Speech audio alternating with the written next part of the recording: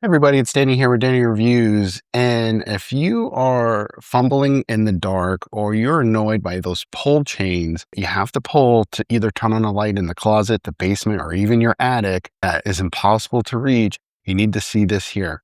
This here is the D-Winlils remote control light socket kit. And a shout out to the company for gifting me this so I could do this review. And it's a total game changer for your home convenience. And this is a simple plug and play solution that turns any standard E26 or E27 light fixture, which is our normal lights, the screw in a light bulb, and into a remote controlled light without any complicated wiring. The installation is as easy as just screwing in a light bulb, as you can see here.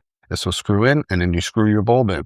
So you don't need to hire any electricians for this. It's just going to be a plug and play right out of the box. And the remote control here has an on and off switch and it's already pre-programmed. So you're good to go. No having to reprogram anything.